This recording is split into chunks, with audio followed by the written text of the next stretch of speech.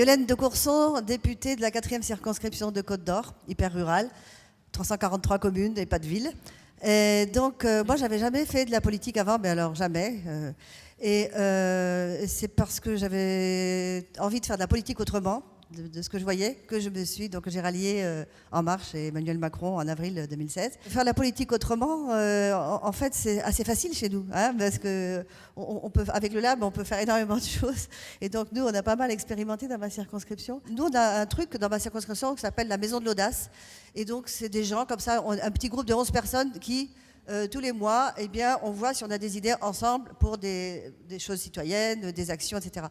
Donc, à un moment donné, on a vu que chez nous, en Haute-Côte-d'Or, il y avait un gros problème d'hôpitaux, avec des services qui fermaient, des urgences qui fermaient, des médecins qui se barraient, enfin, la catastrophe, des manifs partout, des gens qu'on licenciait, dramatique.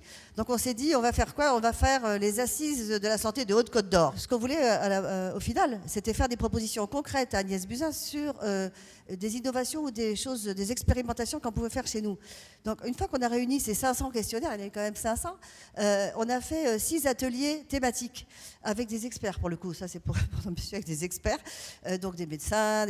Et là, sur des sujets très précis, vieillir n'est pas une maladie, l'urgence des urgences, c'est quoi, la prévention à la campagne, etc. À la suite de ça, donc, on a fait un rapport, on a fait les 10 propositions concrètes que l'on va remettre, que l'on n'a pas encore remis à Agnès Buzyn parce qu'elle est très occupée, et on comprend pourquoi, parce qu'elle va nous remettre elle-même son rapport en septembre, mais pour qu'elle puisse intégrer nos propositions.